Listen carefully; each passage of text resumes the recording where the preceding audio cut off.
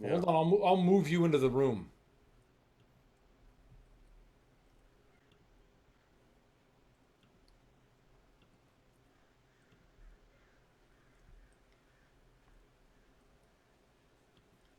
I believe we are live. Welcome, everybody. This is Common Ground. Glad to be with you.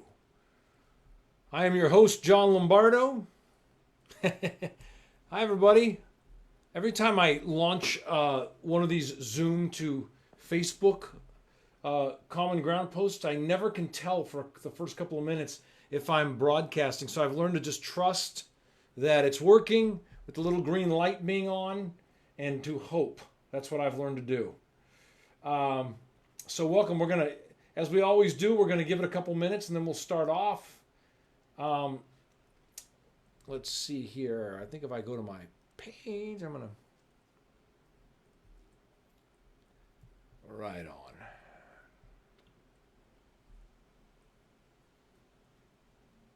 Okay. Welcome everybody. Welcome, welcome. So welcome. We're gonna, as we always do, we're gonna give it a couple minutes. There I am. Hi, Ken and Denise. Hi, Clara. Nice to have you guys here. We're letting people hop on. We're gonna give it a minute or so. Right on. Let's see here. And then I'm going to turn this down, and I'm going to, yeah, so like I was saying, guys, every time I I try to do this. Hi, Sharon. Hi, Wes. Good to have you guys here. Welcome. We'll start in just a moment. Very good to have you guys here. Do me a favor, if you will. Go down there and go to in that little area down on the right and share this so we get more viewers. We'll get more viewers that way. I'm gonna, what I'm gonna do here. Yeah. Okay. Cool. So this is Common Ground for those who have not seen us before. This is our show. We're glad to have you here. We'll give it another second or two, let people hop on, and then we'll kick it off. And I'll bring Eric on. Hi, Shannon. Hi, Jeff. Good to have you guys all here. Thank you so much for being here. Appreciate you. Awesome. Super cool.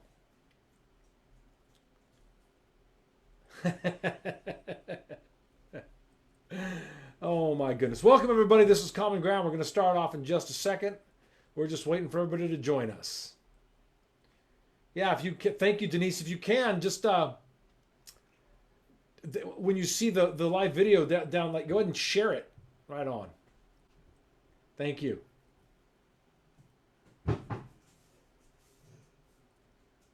Yep. Very good. All right, guys, we're going to start in just a second. Seeing if a couple more people join in. You guys hear a strange sound out there? That's my dog.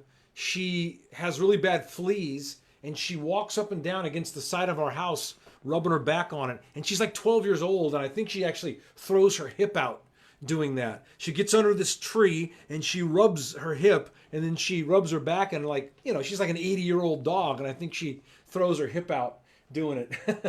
Poor Daisy. All right, guys, welcome. Glad to have you all here. We're going to kick it off in just a moment. Okay, let's go ahead and start. Welcome. You are on Common Ground. I'm your host, John Lombardo. Common Ground is the place we bring fear to watch it die. Fear is the great divider. As we have this conversation tonight, fear is threatening to tear our country apart. And one of the biggest fear-causing elements in our society is misinformation, which is what we're going to talk about tonight. How did we get so divided, and what role is misinformation playing in that? And we also want to hear from you guys, what do you do to protect yourself from misinformation? And we're going to try something new tonight. Ken said cover and talcum, it'll kill the fleas. Thanks, Ken. I'll give it a shot.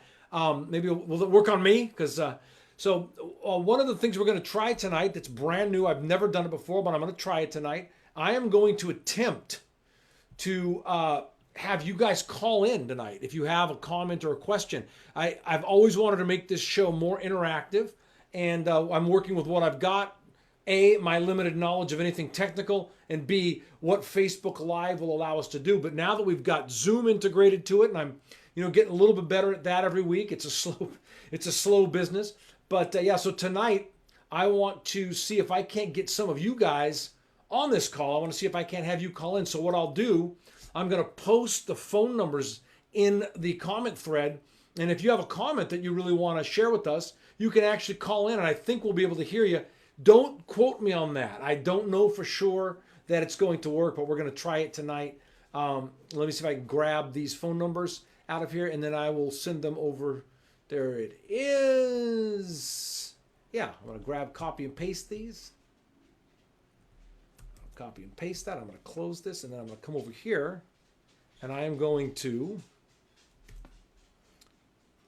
send out those phone numbers. So you can find like where you are, and if you want to call in with a comment tonight, we'd love to have you. So let's get into our topic tonight. Let me bring on my co-host, the legendary Eric Rodriguez, the smartest guy who still hangs around with me. Hi, Eric. Well, hello. Hello. And, yeah, so we might be joined randomly by people who want to call. I put the phone numbers up tonight. It's in there, so just find out where you are, and you can call in and comment and join us on the show tonight. We'd love to have you. So tonight our topic is misinformation, and I'm really excited to have this conversation, and I think this is a conversation we're probably going to have more than once because there's so much misinformation out there, and in my humble opinion, it is wreaking havoc on the very cohesiveness and the fabric of our society. That's my take on it. So I have a couple of examples I want to get into. Eric, do you want to throw anything out there before we get into some of these things? No, I'd like to hear where, I of course, we've been talking about this for a long time, and I mean, there's a million things that we could talk about. So I'm kind of interested in what you zero it in on, and just go from there. And like I said, folks, you can actually call into the show tonight. The numbers, I put the numbers in there. If you have a comment you really want to make, you can call in, and I think we'll be able to hear your voice.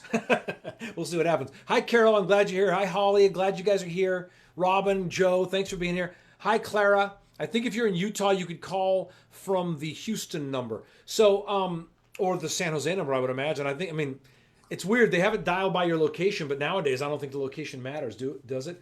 There's no such thing as a long distance anymore, is there? So let me talk to you guys about what I think this topic, like an excellent example of what this topic is all about. The topic is, of course, misinformation. I'm going to share with you guys, I'm going to start with something very innocuous. I'm not going to go into politics or anything like that. I was going to talk about elephants. So I spent a total of about 7 hours on Facebook and Instagram this week, just studying what people repost. Okay, so this is not the stuff that people write their opinions and share. I'm just talking about social media when people just go, "I'm going to repost this." We become the perpetuators of whatever information we choose to share on the platform that we're given. So I spent about 7 hours just looking at things people repost this week.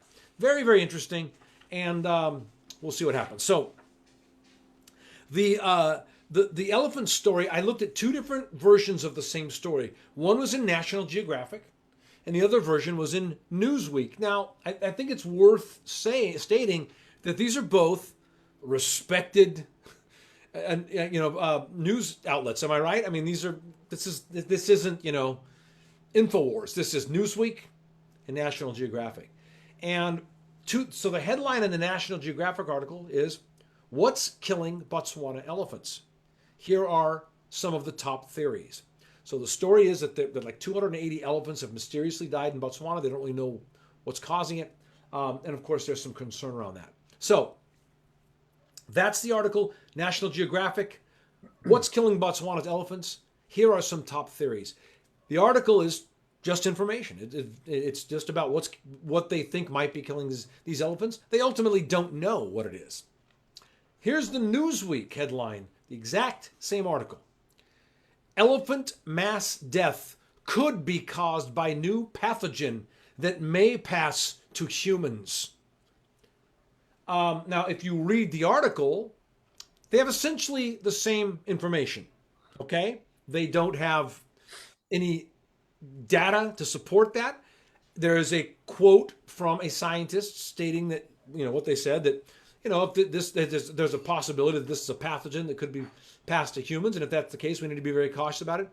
But that's what they fixated on. That's what they gave us as the headline. This is, in my opinion, a prime example of the utilization of misinformation to do what the media does now. They don't inform us anymore. This isn't journalism anymore. It's a type of ad-driven entertainment. So, we've talked about this quite a bit on the show, but I think it's so important to me that we're talking about elephants here, but we get into topics that people are passionate about. Okay, we get into things like politics, we get into religion, we get into our children and the COVID thing and all these things. There's a lot of fear, there's a lot of emotion around these things, and people get freaked out by this stuff. And so, Eric, what were you going to say there? You were saying something. I was just making a joke, just going, we need a hook. We gotta, and yeah. Yeah, we got to have a hook. It's exactly right. So that is my what I consider to be a perfect depiction of what I'm talking about when I say that misinformation is not only prevalent, but it is the design now. It's the design of the media that we consume, and what makes it 1,000 times worse is when we choose to repost and reshare this misinformation. That's when it becomes really scary and deleterious to our society and our culture. Guys, this is Common Ground. We're talking about misinformation. I just want to direct I'll do it again. I'll put another I'll put it in here again. We have you can call in tonight and participate in our show. If you have a comment, feel free to call in and join us. We'll be able to hear what you have to say. So that's an exciting new addition to the show tonight. You might even ever at some point be able to. We've got this problem where if I talk, I can't interject. It's like you've got to stop talking in order for, and I don't know why that's happening. But kidding, I have on my end, Eric. Oh, it's a profit deal. It's a profit deal. So I have a little. I wrote down a little note, and I read this article, and it talked about a study that MIT did, and it's not super up to date, but it was after a bunch of things came to the surface after the 2016 election. Some researchers went back and looked from 2006 to 2016.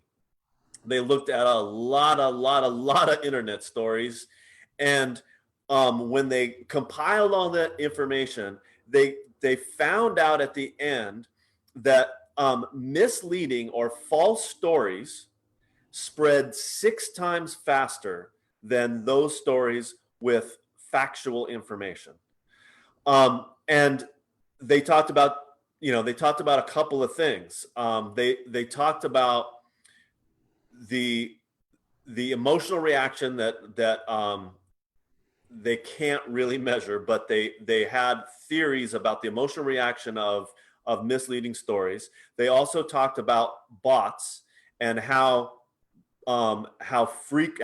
many messages bots are sending out per day. Usually a normal person that uses social media is going to post once or twice a day, and bots will send 200 share 200 stories a day, or the same thing 200 times, or whatever, something like that. And then they also talked about the algorithms that they specifically talked about Facebook. Sort of highlights the more popular posts and the ones that are getting the most most comments. So the ones that typically get the most comments are the ones that people are fighting over. And so it's very similar to what we talked about with, we have talked about over and over again about news. When something is salacious, it's better for ratings. And so when a post is more salacious, it's going to get more back and forth, and it's going to be boosted more in social media. So that's one explanation. If not bots, another explanation is that that those stories get spread more and more when people start having this back and forth, and there's more and more action. Then it gets boosted by the social media itself. I'm going to show you guys something that I saw this week that just blew me away. I'm going to share this with you guys. Let's see here. So you guys can see this. I saw this on 4 different people shared this meme. Now they did not create it. They are not the ones who, they didn't have anything they had written around it. They just liked and shared this meme. Just because thousands of independent doctors are saying that hydrochloroquine cures all CV-19 patients, it is not valid until we've done a major study. As soon as the CV-19 vaccine is manufactured, it must be immediately delivered to healthcare professionals for immediate human injection. Proper studies can be performed later. This is utter bullshit. Okay, Fauci never said this. It's so crazy. Isn't it obvious? Can't you read both those statements and know that it's, I mean, just by reading it, I don't have to look this up to know that this is bullshit. Well, thousands of independent doctors did not say that hydrochloroquine cures all CV-19 patients. That is completely false. And as I'm going to talk about at the end, you could figure that out. You could determine the veracity of that statement with about 30 seconds of research online. Okay? All I need is one word. All. Right. That statement is horseshit. It's horseshit. Cures is horseshit. There isn't anything that cures a virus. And I mean, it's horseshit. And we know that, so I mean, it's a horseshit statement. I can't believe anyone will buy it. And it's a made up way to refer to COVID-19. I don't know what CV-19 is. Anyway, now the second part of this. So what this meme is doing is accusing Fauci of being a liar and up to someone up to an agenda, right? So they're calling him hypocritical by saying that it's obvious you can determine that he's being dishonest because he's applying one standard to hydrochloroquine and another to the vaccine, right? Now, if you go and read, just read it a little bit. There are 3 major companies that look like they're getting somewhere on a vaccine: Moderna, AstraZeneca, Oxford, and BioNTech. Okay? There are others working on it as well, but these are like at the forefront. And you know what every single one of those vaccines is doing is in right now as the stage they are in? Animal testing. Right. Leading up to human trials. They are being massively tested. I'm certain. Let's dissect how somebody wants to share something like this. This is very interesting to me. So, and I'm gonna, once again, this will be something I'll reference at the end. The intent behind the sharing of this meme is not positive. The person who shared this does not have an intent to say, I've got my hands on some good information and I want to put it out there. They're pissed off or scared. They're one of those two things. And they saw this, and this fired up the neurons, in whatever part of their brain they're holding that fear. And they went, yeah, right, yeah, God damn it, and hit share.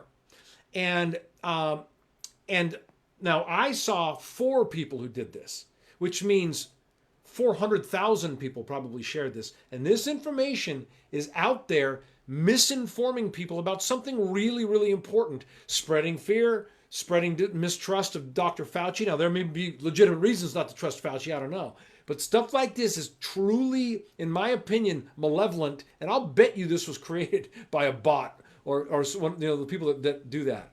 John, look how ridiculous the bottom half is no more credible the way it's written. That it's you have to not know anything about the way that medications are tested, or a doctor would never say such a thing. It would never say cures all, would never say without testing, we'll do the testing later. That just would not happen. Now, has Fauci and other people made mistakes? Of course. And science is always an ongoing, there's never an end answer if you're a scientist. You're always reading the information the best you can right now. And in 10 minutes, the information might be different. You might have to change your mind. That's the nature of science. And all scientists, they're going to be as certain as they can be with the information they have and willing to revise with any new information. So, all kinds of people have made big mistakes and made mistakes in statements they've made and recommendations they've made. And, the CDC have made mistakes procedurally, and so has, all kinds of organizations. But I don't know. I can't imagine how you can't. This is the thing that's hard. So there's some people that somebody made that. They made that purposely to discredit Fauci and or to stir people's fears, to get mistrust going. This is part of the thing that I think is so it's so dangerous about misinformation. And we know that there are many people, and despite the fact that some people only see conspiracies in some areas and other areas that are more obvious they don't see. But we know that Russia has never stopped their infiltration of and using propaganda and stirring mistrust of our government. That's been going on since the 50s, and it's still going on. And so somebody made that meme with malintent, but I don't. The part that's really hard for me is I don't know how you can look at it and not know it's bullshit right off the bat. Well, that's what I'm telling you.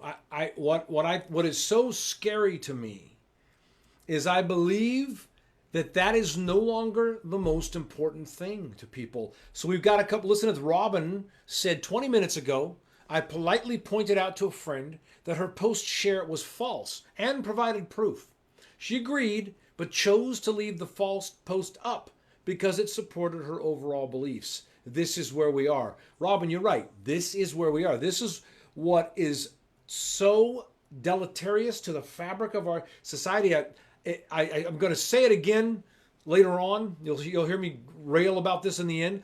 But if we cannot come to an accord about the basics of what is factual, then where can we go as a society, or even that facts are important? I believe that I'm seeing more and more that people are more interested in sort of, for lack of a better term, shoving their point of view down somebody's throat and getting the feeling that my way has been accepted. That's more important, I think, to people than finding out if they're right. You mean? And I don't understand that. That sounds like. Go ahead, what? That sounds like bullying. Yeah, it is bullying. Guys, this is Common Ground. Tonight we have a new feature. I want to invite you once again. I just typed it in. If you have something you'd like to say on the show, we're going to take your calls. We haven't done this before. I don't know how it'll work, but feel free to use one of those numbers and call in. We'd like to, if you've got something you want to share with us, please let us know. Carol said, we get misinformation every day in our email inboxes and text from Democratic fundraising groups who try any tactic to get us to press the send money button. Somehow this is ignored. I know the Republican fundraisers do this too. Yeah, I get those too, Carol. I want to tell you guys something. Listen, I promise you that I am not trying to ignite a partisan debate right now. But if I do, great. You can call me and tell me I'm an idiot and tell me to shut up. But I just want to share with you what I found in my research this week. This was, like I said at the beginning of the show, if you missed it, I spent about 7 hours total this week just looking at what people repost and who does it. Okay? And so there is a pattern among people who belong to certain belief systems. So, look, most people, I think most people are probably centrist. Most people don't post a bunch of crap every week, but there are people who are the screaming the loudest are far right and far left. And I just did that backwards for you guys on Facebook. So, what I've noticed is that there is a far left mentality, and these are the traits of the far left misinformation mentality. It's very accusatory of other people, very victimy, very self-righteous, very condescending, and very quick to label people a certain way. You are this, you are that, you are a fascist, you're this, you're that. I just, you know what I just learned? I just learned Donald Trump is on the far left. Well, hold on, my friend. Not so fast. But you just said victimy, blaming, name calling. That I mean, Well, he's one of those rare dudes that just seems to move back and forth with ease because the far right mind is pure inflammatory, fear based propaganda, gatekeepers of information that proves them right but is secret. You get what I'm saying? Like it's like you need to know this secret horrible thing that's a threat to all of us, and I am under no obligation to prove it to you. You just need to know it and understand it. Very much like religions do. You know, I noticed that. So those are so everything that I saw that was name calling and putting people in a box, that kind of thing. It was from the far left, and everything that was just unsubstantiated, fearful bullshit, fear mongering propaganda was from people who were very right leaning. It's it's harder to decipher far left people than it is far right people. Are very predictable. And then once again, guys, this is just based on what I did this week. It's just the findings of a study that I did. I don't find one of them more odious than the other. I think it's both very destructive stuff. But the people on the right were very predictable. If they had one of these things like the Fauci thing or something talking about how masks are designed to give AI a chance to test facial recognition, they would also have a post about being able to pray in school and praising Donald Trump. I mean, almost all of them. That's just the truth. So they were very predictable. The far left stuff, I had to look a little deeper to find it. It's not as easy to predict. It's not as uniformly the same as that stuff. So anyway, that's what I found. I hope you find it interesting. Denise said, I found that when I politely attempt to correct a misinformation meme, many times I just get told to scroll on by. I don't want to debate or justify myself when I post things. Basically, just stay silent. Yeah, Denise, that's kind of what I'm talking about. And I didn't see much of that from people who are far left crazy. People who are far right crazy do not want to be debated. They don't want to be questioned.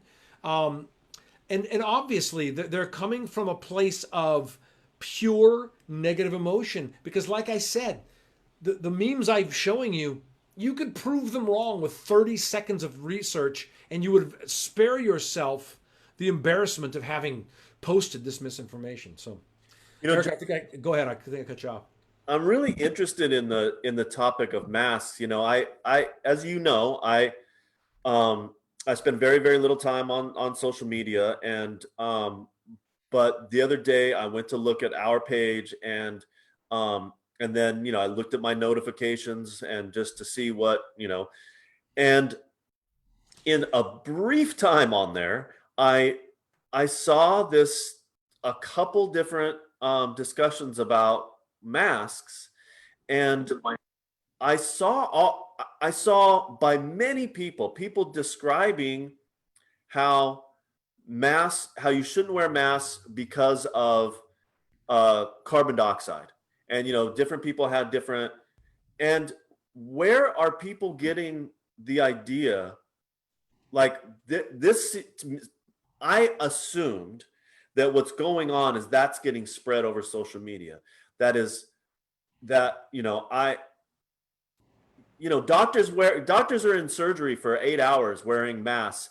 I don't think that we would have never heard anything about it had if there was some danger of I also know just a tiny bit. I have no expertise, but I know a tiny bit about like our body needs a certain amount of carbon dioxide to even absorb the oxygen. There's a homeostasis that needs to take place, and the so anyway, I don't. I'm not an expert. I don't know, but my instinct is that um, there you are. No one is going to get the least bit of health issue from wearing a mask from carbon dioxide. Now, if you had a dirty mask or something for long enough, who knows? But I just mean, I saw over and over and over again, and I saw a video the other day where somebody wanted to stop somebody wearing a mask to explain to them that it was bad for their health. And I would love to, I'd love to hear somebody, illuminate that a little bit. And how is that getting spread around? All of a sudden, no one's ever mentioned, no one's ever told the people in the hospital that they shouldn't wear masks. But now all of a sudden, like that's one of the things that happens with these stories that get spread. All of a sudden, it's really common. You see people walking down the street, all of a sudden, all these people have this opinion, and it's based on something that either it's deliberately put out there as misinformation, or it was a something that somebody shared that just caught on somehow. Well, I'm very interested in making that the point the point of the spear that you want to hurl yourself upon on this debate. I mean, the mask is such an innocuous thing. It's clearly not being enforced by any government agency. It's been being enforced by people that want to be safe. If you go into the store and take your mask off, people will glance at you. Some proprietors will ask you to leave, but the mask police don't come rushing in and throw you in a truck and drive you away. And I just wonder why that has become. I told you guys last week, and it happened again today. People keep sending me this video, and maybe you guys know. I don't have it to share, but it's this guy with a baseball hat, and it's a side view, and the background's dark, and he's just talking, and he's got this massive conspiracy theory with some. He makes some points about corporate America, and some things that may be arguable, but he goes off on this tangent about masks being designed to give AI the chance to test facial recognition software and track us, and so okay, fine. Look, people have done crazy shit, right? If our government's up to that stuff, maybe they are. So let's have some data to back it up. Tell us where you're getting this from. I've asked everybody, people, as the host of this show, people send me stuff all week, and I actually really appreciate it. It's helpful to me. But everybody I asked, who is this guy? What's his expertise? Nothing.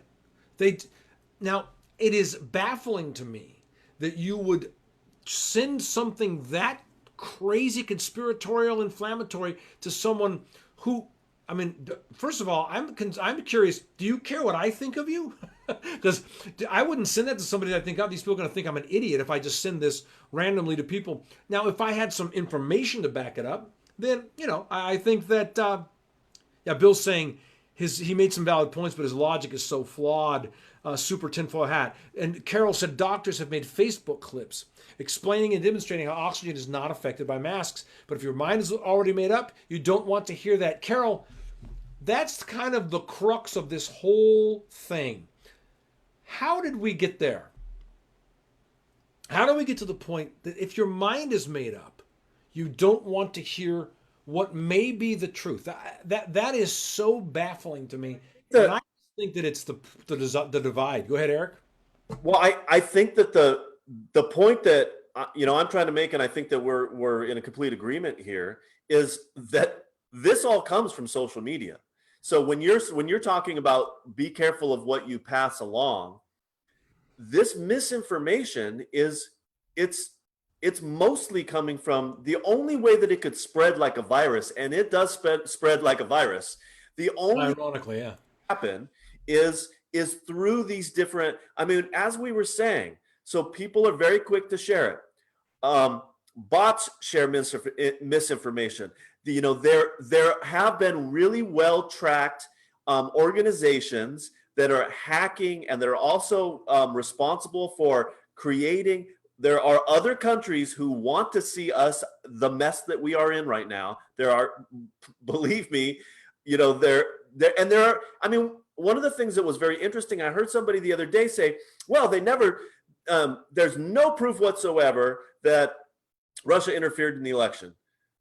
I watched some of the Senate hearing. They were talking about they had numbers of the different like intrusions into our system, and in some cases they knew exactly where the server came from. And I mean, they talked about it for an hour. It was boring as hell on the Senate floor. And I've heard, many people who, I've read articles and heard podcasts, people who seem to really know, unless those senators and, all these experts seem to have really great imaginations. They can talk about, they have all these crazy names for all these. I mean, it's happening, that we are being, there are many campaigns.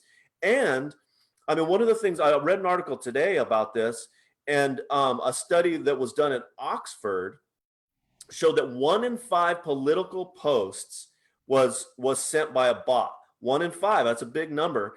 And that in addition to that, they found that 70 countries that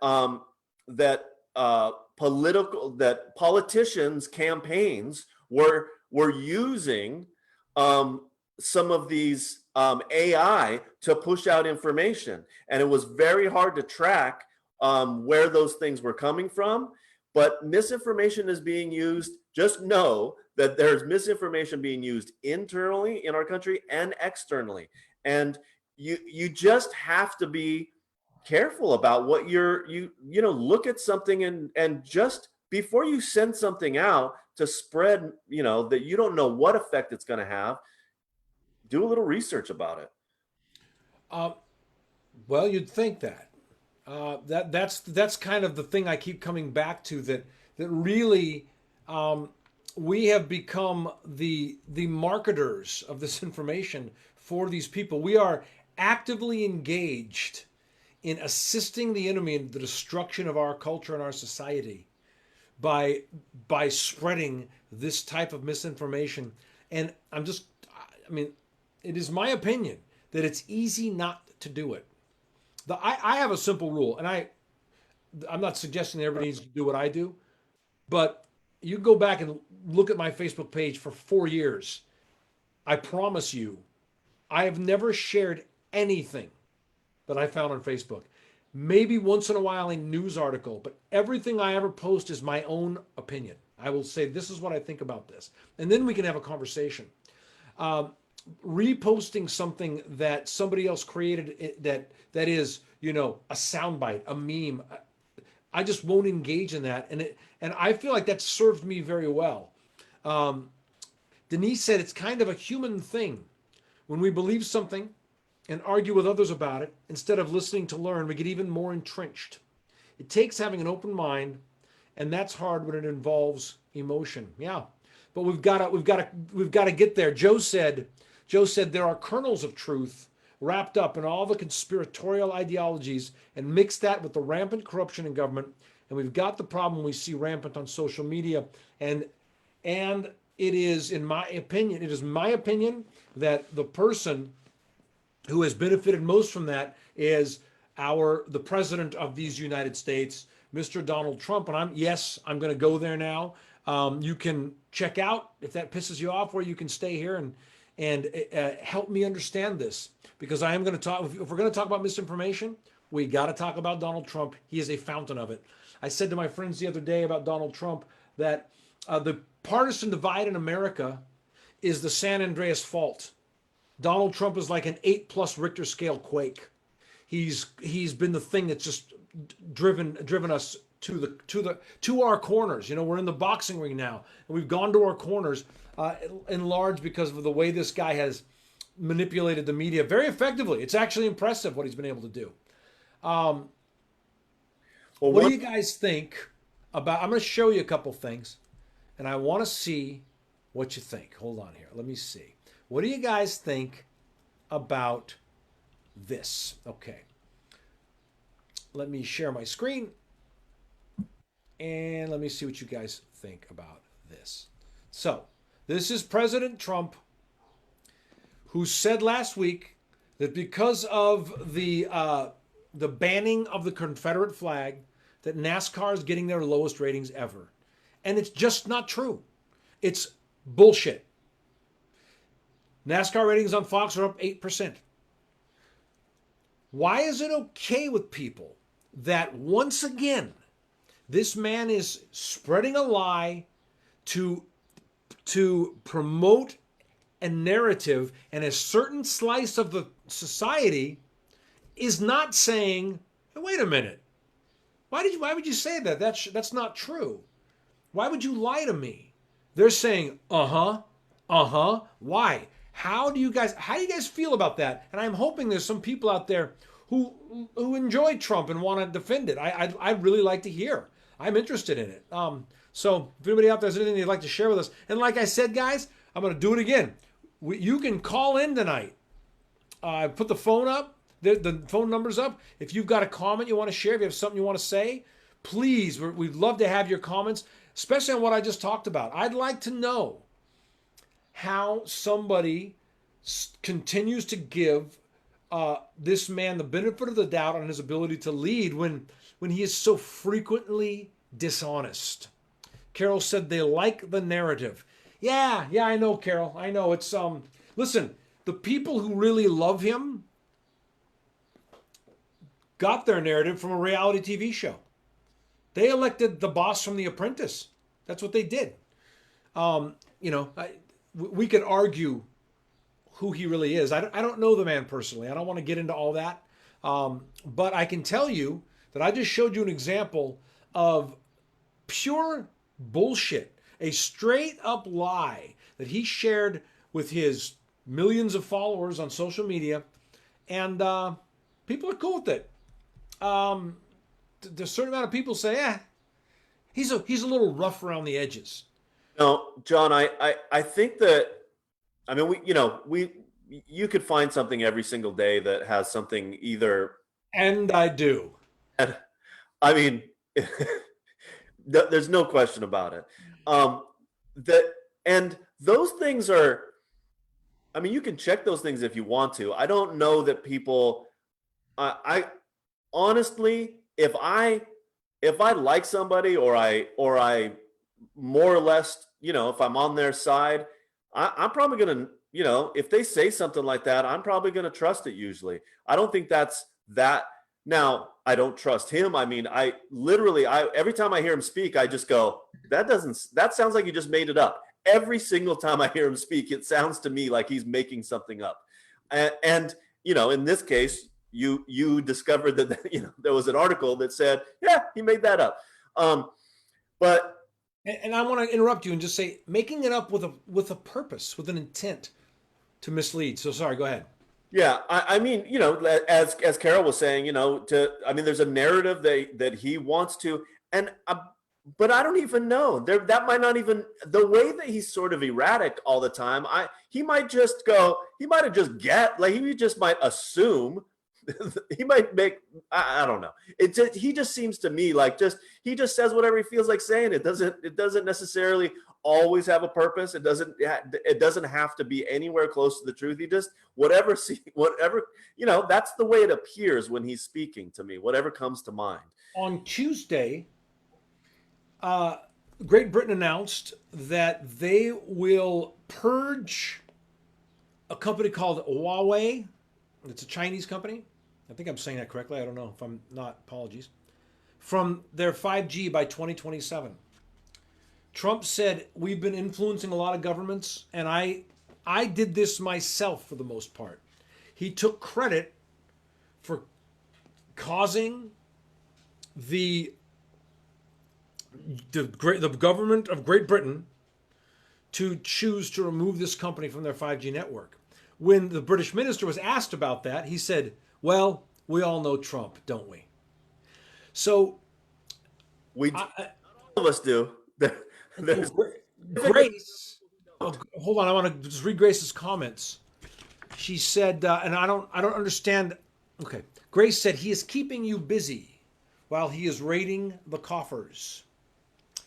And Grace, listen, I don't know if you know this, but we're taking callers on tonight's show. I'd like to hear more about that. If you want to call in on that San Jose number, we won't see you, but we'd be able to hear your voice. I'd like to know more about that. I can't read the article on the show; it would take too long, of course. But I'd like to hear your take on that. Feel free to call in if you want to share something about that with us. Anybody else? If you have any comments, if you want to tell me I'm full of shit and Donald Trump is great, please call in. We want to take your phone calls. So I'm sorry, Eric. What were you going to say? um, I wanted to bring up an example of you talked about the elephant story, right? And how very, very different treatment, a very different intention. Not exactly the same thing, but I have there's been a story in the in the news a little bit. I'm not that I watch news on TV, but I've been hearing some things about TikTok.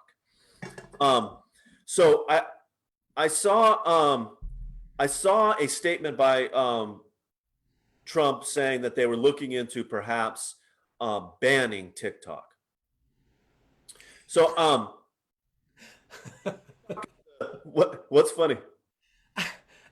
I'll tell you when you're done. Go ahead, finish your point, then just ask me what. Well, there's a little bit of a setup here. So my initial reaction is like, wait a minute, like what are we talking about here? Now we're talking about censorship. You're mad at these companies, and I have a little bit of reaction. I'm like, we're gonna ban TikTok. I don't use it, but it is literally the most downloaded app in the world. Yeah, it's huge.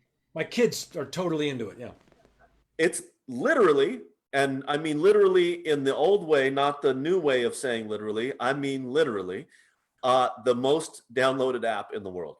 How much distance was there between him saying that they're going to ban TikTok for doing something he didn't like, and they're going to start their own social media page because Twitter had fact checked him? How much space was there between these two things? I'm sorry. Go ahead. Make the point. Go ahead. I'm sorry.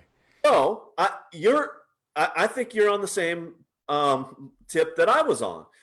Initially, I'm just like suspicious. I'm like, wait a minute, this is censorship. This is not what we're about, and then the next thing I heard was it got me going a little bit more. I heard that there were some politicians in DC that had been sort of caught up in this thing with they were lobbying for TikTok, and they were taking money for the company, which is part of our system, not a part that you and I like, but it is part of what happens. Companies hire lobbyists to go, speak on their behalf in the government. So then I'm like, I'm a little stirred up about it. And as this is the thing that I was talking about before, continue to allow new information to come in. We don't, like the minute that you get set and you don't let new information in, that's when we're in trouble. So then, as it turns out, our government is actually going to look at this. And the reason is, and I find this, I've looked up 2 stories about this. I find this to be convincing. I find this to be a legitimate reason to consider this. TikTok is a Chinese company. It is the company, the app comes from China. And there are a lot of people who believe that the Chinese government has every ability to get into that app and mine information and do whatever they need to do. And so there's actually, I'm not sure if it passed or not, but there was actually a vote about government officials, our government, U.S. government officials not downloading TikTok on their phones, not being allowed to use TikTok on their work phones. I Sure. I think that went through. And there was a convincing argument that the Chinese government is able to get in and get information through that app.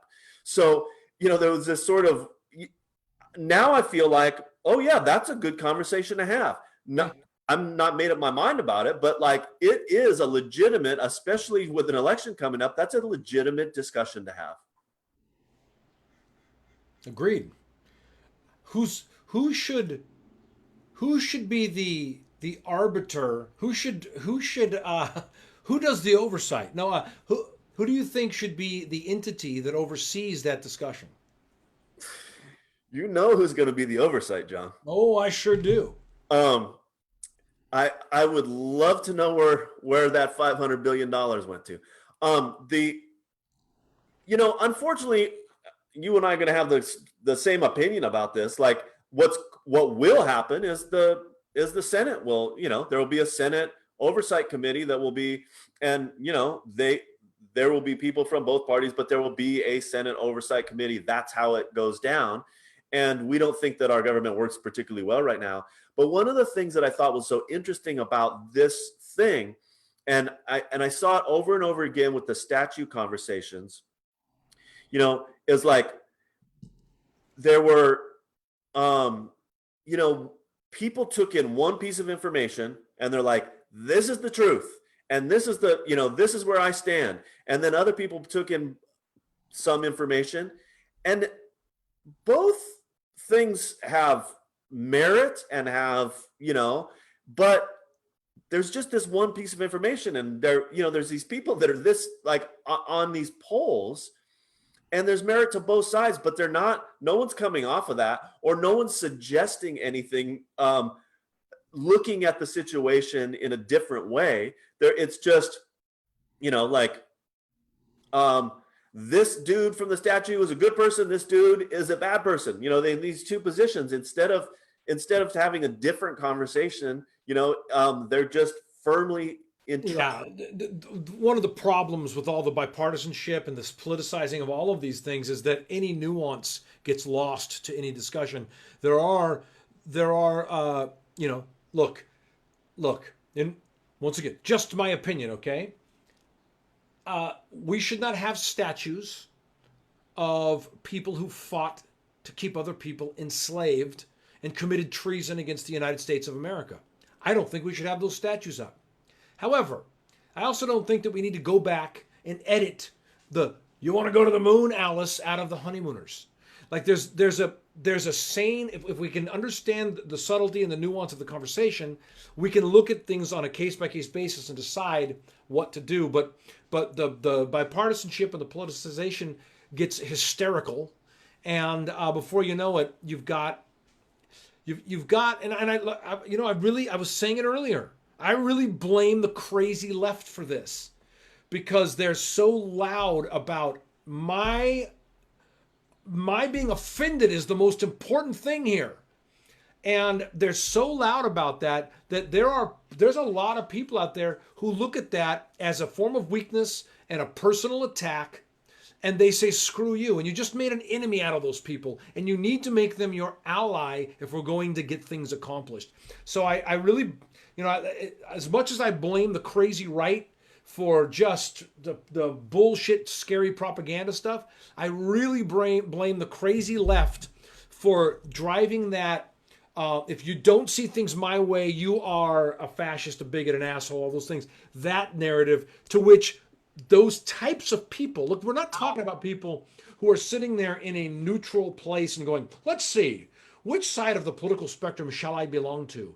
These are people that have a personality type for both sides, right? They have a personality type. They grew up in a certain environment with certain factors that influence who they are. They are who they are for reasons. And you want to learn to understand each person's reasons and be able to establish a dialogue with them so you can reach those people. And I've seen it over and over and over again. People will, if people feel listened to, they will listen. And that's what gets lost in all of this this extremism, this the left and right extremism. And then if you couple that in with the success of these foreign cultures, we talk about misinformation and conspiracy theories. Conspiracy theorists, where are you when we need you? How about the conspiracy of conspiracies? How about the conspiracy of these foreign entities that want to divide our nation and destroy us? And we know it's not a theory. We don't have to make it a theory. Every intelligence agency we have will tell you that it's true that they're doing this. They are, as you say, how many a day, Eric? How many articles? No, I don't have it. Sorry, it the one of the things I said was 1 in 5 election related stories. 1 in 5. I heard something the other day. You and I actually wanted to talk to you about this, and I didn't see where this was debunked, but I saw it in several places, in several different.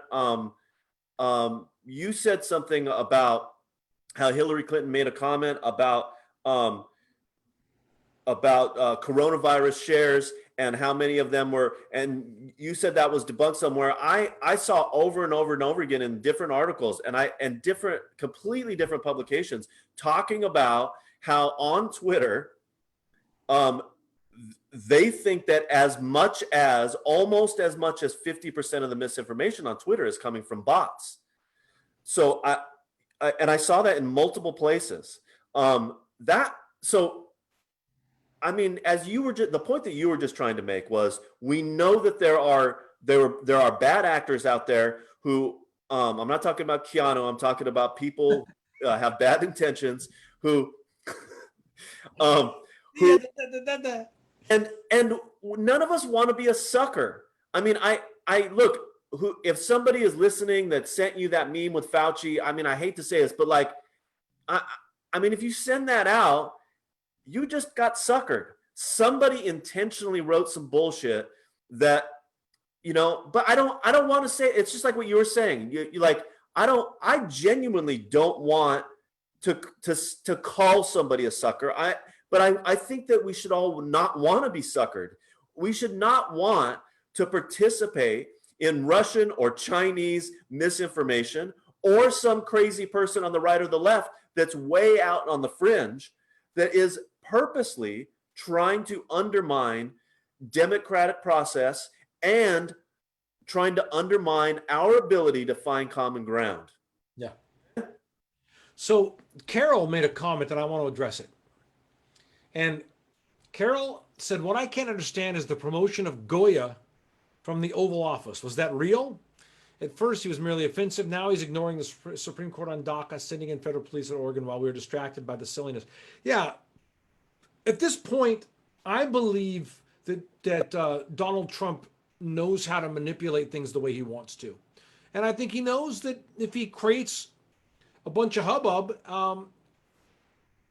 first of all, I think he genuinely enjoys it. Like, I like teasing my friends. Like, I like messing with people sometimes. I think that he likes doing that to our nation. It's highly inappropriate to do when we're in the middle of the trouble that we're in the middle of, but I do think that he does it for that reason. But let's have a look. I'm going to share something with you guys. Quick on that. It's interesting. It did not occur to me to check to see if that photo that I saw with Donald Trump with the Goya products, if that was real. I didn't look into it. I assumed that it was. He does a lot of childish things, and I agree with you that he likes to poke at people. Not very presidential. But I mean, the other aspect of that is I'm fairly certain that's an impeachable offense. So this is why, Eric, that's why I want to address this. Because we shouldn't be divided on this. Now, this, you can think what you want. Let me lay out what really happened in this story. So this gentleman who owns this company, the CEO of Goya, said some very complimentary things about Donald Trump. And a bunch of people out there decided to boycott him for praising the president, okay? Now, is that fair? I don't know. I think it's kind of stupid, actually. You're allowed to own a company and like Donald Trump. I wouldn't automatically say I'm never buy. You know, I wouldn't have participated actively in that boycott. And by looking at what I see there on the desk, I wouldn't buy Goya products in the first place. I'm not, you know, so I'm not a big coffee wafer and canned beans guy. So, but consumers are allowed to do that. We have the right to say, I'm not going to buy your products and I'm going to tell other people not to buy them. We have the right to do that. It's legal. Is it wrong or right? I don't know.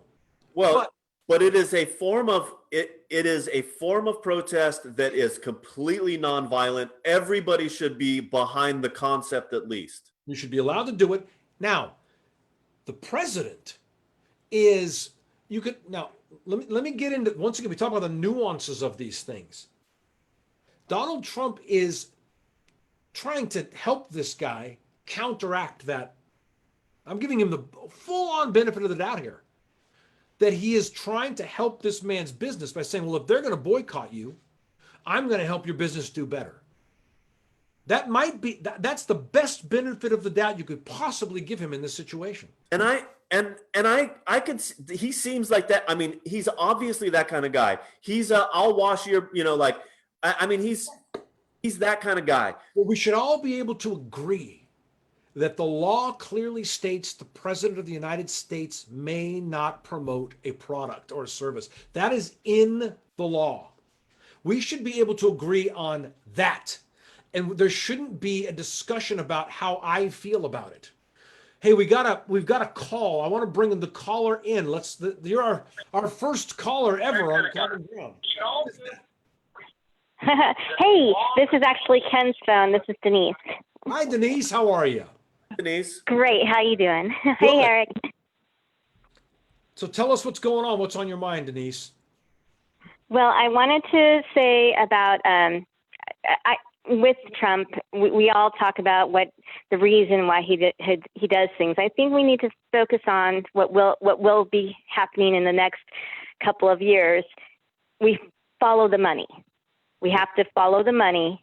And Heather Cox Richardson has published letters, and she found sources. The reason why CDC is not publishing the data anymore is because the two other companies that are going to get the information are going to be funneling money to Donald Trump. So let me see if I've understood this. This has been, who's the lady that shared this information? Heather Cox Richardson. She's a political history teacher. Heather Cox Richardson. Because Denise, I'm going to look into it because I'm interested, of course, and I don't know anything about the story. So, and she said that there is documentation that demonstrates that. For those of you who don't know what Denise is referring to, today the Trump administration announced, or yesterday it was, I believe, that they're going to bypass the CDC in the reporting of test results, and it's going to go straight to HHS. Am I right about that? Right. Okay. So she has some documentation that shows that Trump will stand to benefit from that monetarily. Do you know how, Denise? I read it, and I remember parts of it, not all of it, but it talks about how the company is that is going to be offered up for the shares, the money. Somehow he's going to be getting, it's like 400,000 or I'm sorry, I can't remember. I suck at remembering details right now, but I will post the link. Okay, go ahead. And in your podcast, I'll post the link to it. Okay, thank you. Okay, so I see that I'm looking her up. And I all that I see out there is that she is a historian, a political historian. She's a professor at Boston College. She teaches a course on American Civil War. I'm not finding what you are referring to, but thank you. She writes these letters to an American, and I will post the link. Thanks, Denise. I appreciate it. Thank you for that. Please do. Thank you. Thank you. And it seems like a couple other people in here know what you're referring to. So, okay, thanks, Denise. Thank you so much. Thanks for being our first caller ever. And remember, guys, you want Woohoo! to call in and tell me that we're full of crap. Please go for it. So, thank you, Denise. We appreciate you calling Thank in. you. The number, Bye. bye, Denise. The number is in the thread if you want to call in and share a comment with us. So, you know, I don't want to go too deep into accusations of some type of corruption that I don't know anything about. I don't think that's fair for me to do. But that's worth looking into. Thank you, Denise. Pete said, I believe that reasonable people are in the vast majority in our country, but we've been allowing too many other people to take us away from focusing on the real issues affecting our lives. Our cities are crumbling, our schools are failing, mental illness is growing exponentially, people are dying from the virus, suicides and rates of depression are rising at unprecedented rates. The deficit is exploding. We're talking about Goya. Politicians are running for office and no one is governing. So, Pete, thanks for making that point. Agreed. Like I said earlier, I think that I kind of feel like. John, can I make a real quick point? Yeah, please go for it. Go for it. It's simple, but I don't want to forget it. And I Pete, you're absolutely right. And one of the things that John and I keep getting to over and over and over again is that our country seems to be stuck in endless culture wars over stupid things, and the source of most of that is misinformation that is spread on social media, and then it leaks into the actual media. So misinformation, we can check our facts, we can check our own reactions, and we can check our own intentions. And I mean, I couldn't agree with you more, Pete. But in order to get to the real problems, we have to not be stuck in these endless petty culture war. Go ahead, John. Sorry. Well, no, it's good, very good point. I also want to respond to Pete by saying I agree that on its merit alone is not really even worth talking about. But my point in talking about that is we can't even agree about the legality of this. It should be clear cut. Every American should be saying, hey, what are you doing, man? That's wrong. The president doesn't do it. It's a small thing. It's no big deal. He's got some, I think it actually debases the office a little bit. You got a bunch of cheesy products on the office and you're grinning. I mean, it makes it look like it's First thing I thought of was that's the Resolute desk. What are you doing? And then a Resolute desk, like a QVC shelf. Yeah, yeah. But forget that. That's opinion. That's how we perceive the information. But we should be able to agree that to the letter of the law that is wrong. And we cannot. With that, we can't even agree on that. So how do we establish a baseline to start with? That was why I brought that up, Pete. Not to go after Trump for something that I agree with you is a silly thing and not important. Agreed. So I hope that point is made. And I agree too. It's ridiculous, but it's I mean, it's wildly inappropriate. It might be impeachable, but it's nonsense. It's who cares, except for, I mean, we should care in, there is either no understanding or no respect for the office and the rule of law. I don't know how we're always talking about rule of law. It seems to be some talking point on one side, but like that, there seems to be no just either no understanding or no respect for it.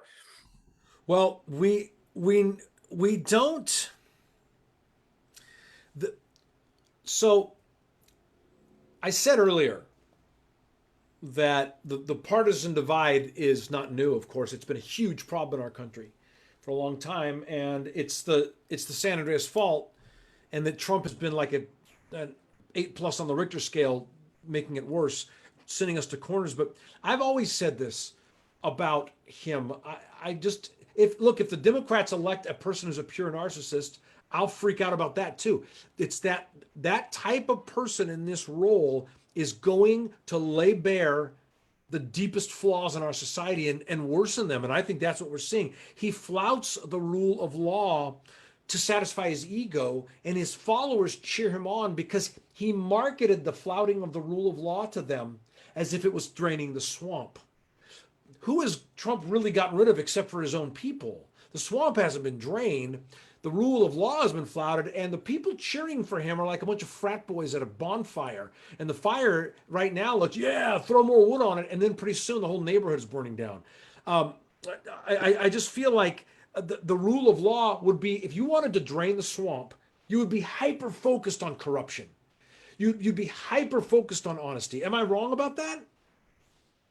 You'd be hyper focused on following the letter of the law. If you wanted to end corruption, that's what you'd be doing. You wouldn't be playing fast and loose with our institutions and the letters of the law. You'd be going after people who had broken the law. You'd be going after people who were not respecting the law, not playing fast and loose with it yourself, and then selling that I think he's marketed that very well to a slice of people, that what he's doing is somehow cleansing our environment. And I honestly believe he's making it much worse by lowering the bar of how we perceive all of these institutions.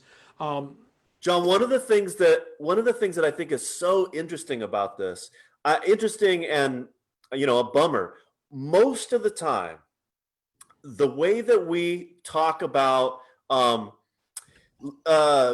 rooting out corruption is through transparency. We put checks and balances in place, and we make things as transparent as possible, and that's the way that usually helps. But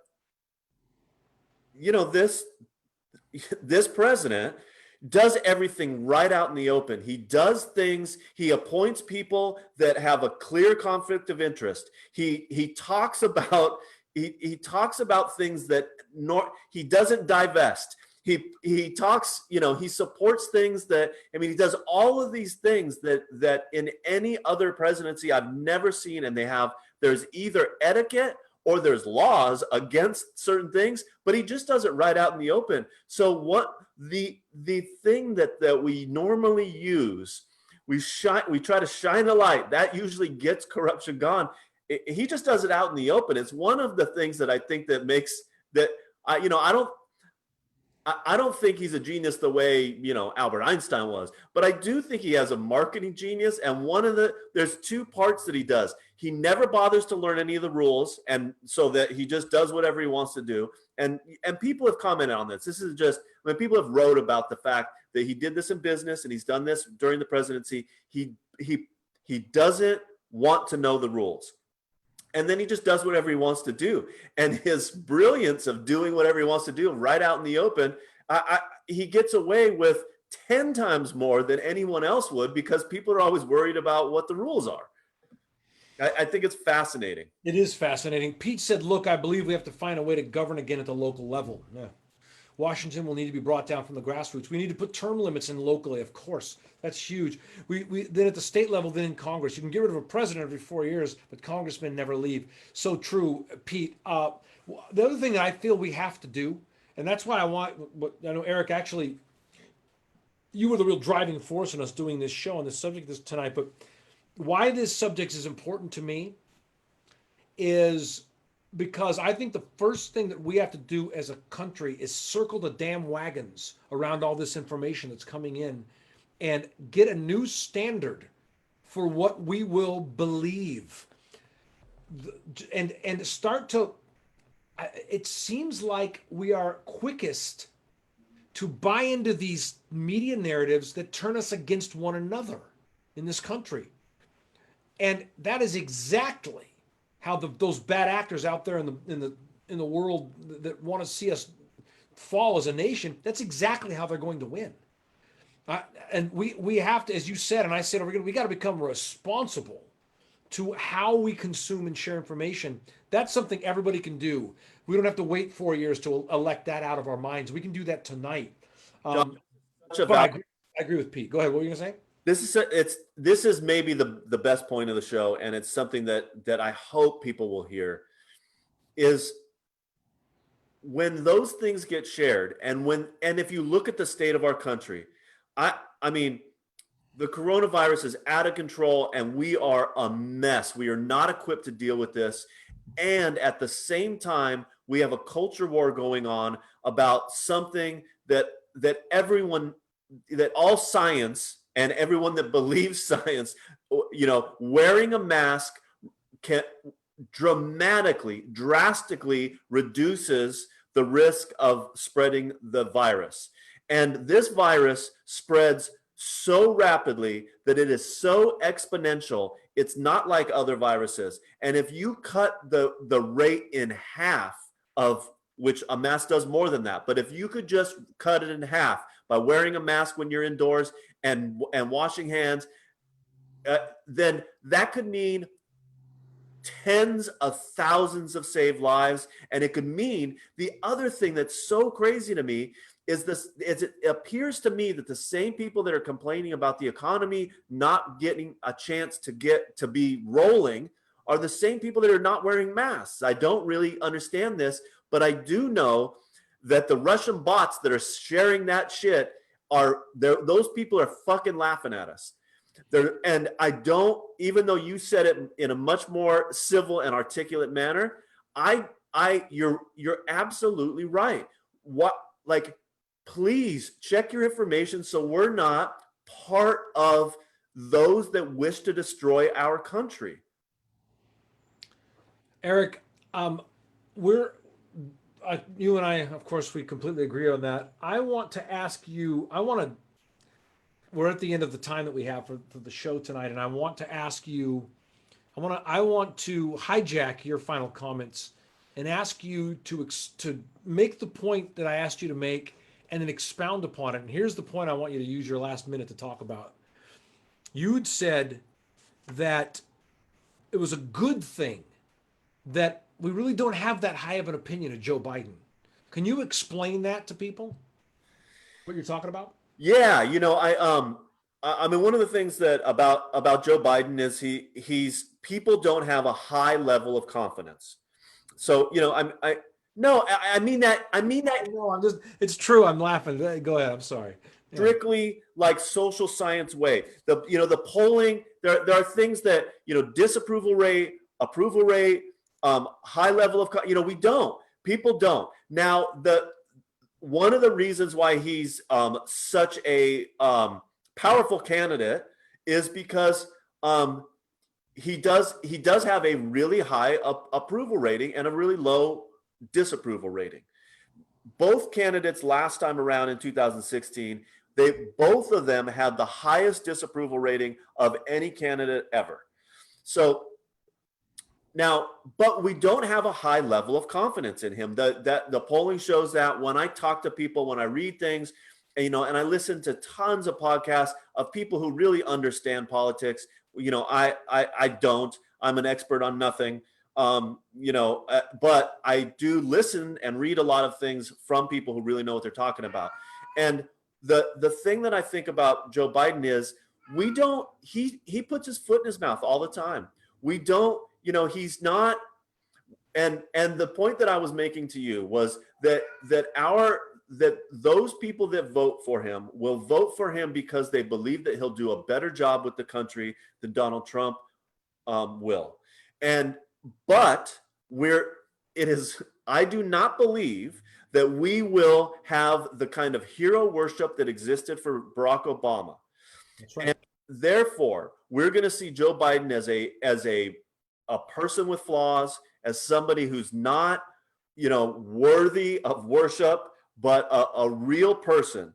And I believe that if he were to get elected, that we will be more apt to hold him accountable, to hold his feet to the fire on issues, to keep things moving forward, than we were with Obama. I just think that because he, that hero worship, he's not that smooth talker. He's not giving us this image of hope. He's not playing into people's hope that we're going to have progress, that civil rights are going to come about. He's just going to be a guy that is going to do a better job than the current guy. And I think that will help us hold him accountable if he were to get elected. Well, as you know, when there were 20 people running for vying for the Democratic candidacy, I said he came in 20th for me. He was my least favorite of all of them. So yeah, I hear you. I'm with you on that one. I won't be afraid to be critical of him. I can tell you that much. Well, guys, we're at the end of another show. I really appreciate y'all being here with us every week. It's just such a joy to be with all you guys and have a chance to talk these things out. And it's time now for me to share with you the way I see it. So I'm going to start off with a quote by the great science author and scientist Isaac Asimov. This quote's been going around the internet a little bit lately. He said, "There's a cult of ignorance in the United States, and there always has been. The strain of anti-intellectualism has been a constant thread winding its way through our political and cultural life, nurtured by the false notion that democracy means that my ignorance is just as good as your knowledge." Isaac, have you been reading America's diary? In the current climate, this feels more like a prophecy than a quote. And I want to make sure, before I go any further with this, I just want to, okay, good. Just want to make sure that I wasn't shutting you down, Eric. Okay, so let me get back to that. So yeah, this feels like a prophecy, the quote. And conspiracy theorists, I'm talking to you. We have always had conspiracy theorists in America.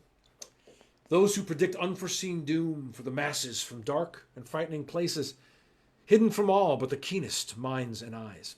When I was a kid, we called them crazy people. They stood on the corner with signs that said, "The end is near." But now, wow, the number of people perpetuating unsubstantiated fear in the collective American dialogue is unprecedented in scope and terrifying in its implications. Now, I don't waste my time debating these topics on social media anymore, but I'm going to rant about it for a few minutes tonight because not only is it our topic, but it's clear to me that if we don't start taking responsibility for how we share information, we're going to continue to tear holes in the fabric of a society and culture that's already in tatters. There will come a point of no return, and in my opinion, we aren't too far from it. Hey, see what I did there? I predicted a scary future, but I blew the punchline. I let you know that what I said was just my opinion. Like most of the crap that conspiracy theorists are all too happy to regurgitate, but is known fact, with no thought for what stink that crap might leave on the virtual world that they've foisted it upon. I'm screaming into the void here. I know that. Because social media isn't going anywhere, and neither are frightened, ignorant people. But I do have a couple of what are, in my opinion, helpful suggestions regarding conspiracy theory bullshit for you to take into your weekend.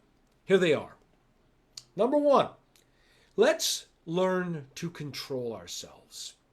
And I'm talking about our internal landscape. Conspiracy theorists are out there screaming that we must open our eyes.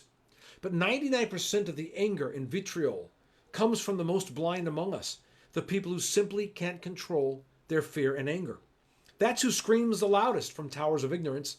And while these reactionary human alarm bells may see themselves as virtual Paul Reveres, riding through the digital night sounding the alarm of liberty to awaken an unsuspecting nation, that is a dangerous delusion. What is far more likely is that they have become the easily manipulated targets of Russian and Chinese bots. There's a conspiracy that's more than a theory. It's backed by undisputed data from the NSA and pretty much all of our intelligence agencies. Foreign agents are in our media, attempting to divide us through misinformation. All they need is a distribution model. Enter the conspiracy theorist and boom, mission accomplished.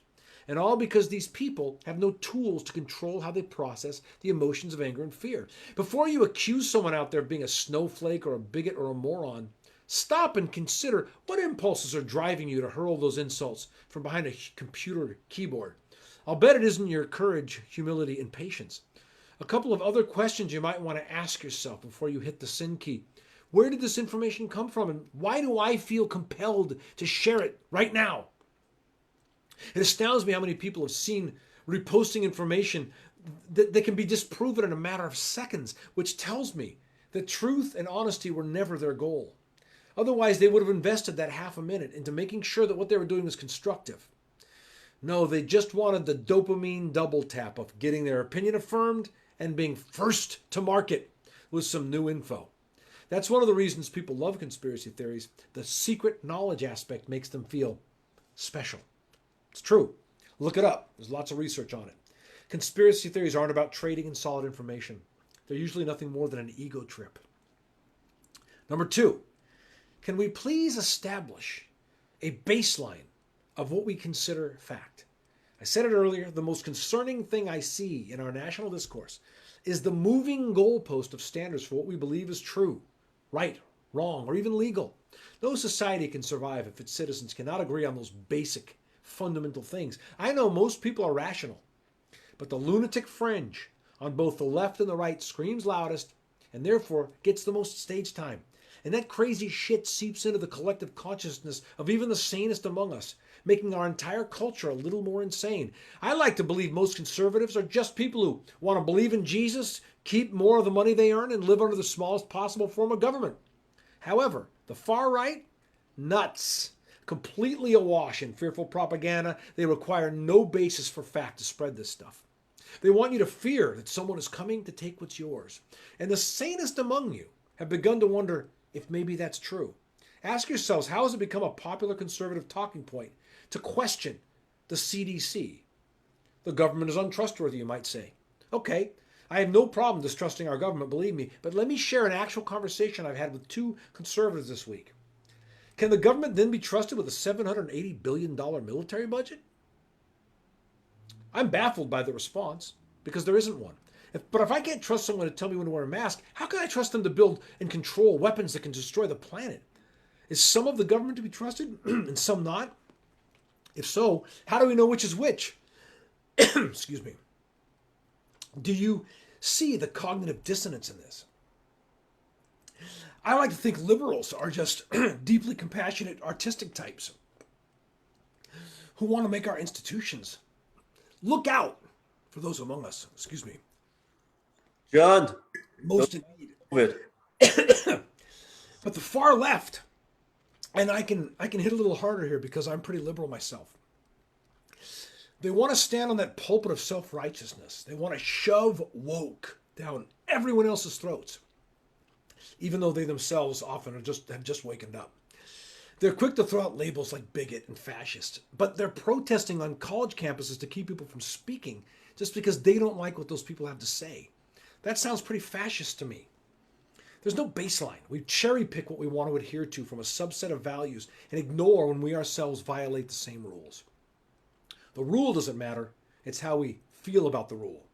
Once again, we allow powerful emotion to run the show, and we end up with Asimov's definition of us, a people who believe that democracy means my ignorance is as good as your knowledge. That's why I told the Trump being story.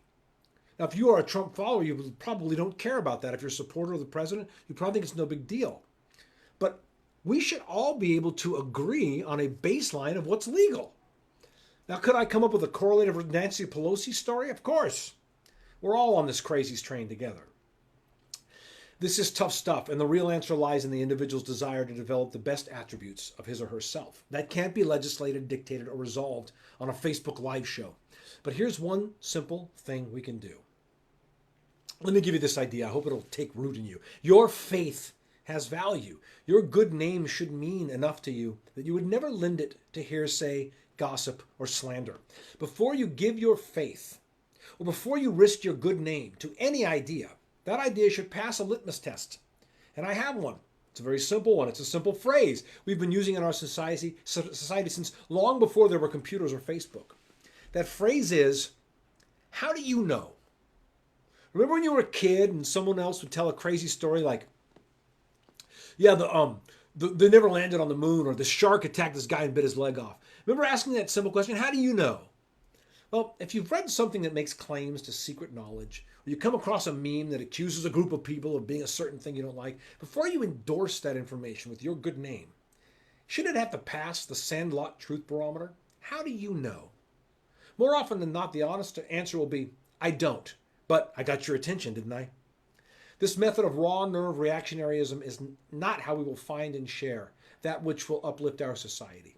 What you will often find is that far from gaining any real wisdom, you've been emotionally manipulated into nothing more than sharing someone else's opinion. And remember this, opinions are the cheapest commodity on earth. Everyone has them, and they'll give them away for free. Guys, that's our show. Thanks a lot. Eric, always a pleasure, my friend. We'll be back next week. Like, share, tell people about it. Hey, thanks for calling in, Denise. We had our first caller, so from now on, we'll be a call-in show, right? I enjoyed that. It was short but sweet, and it was nice to have a caller. And thanks, everyone. Thanks, John. Thanks, guys. Have a great night. Love you. Be safe.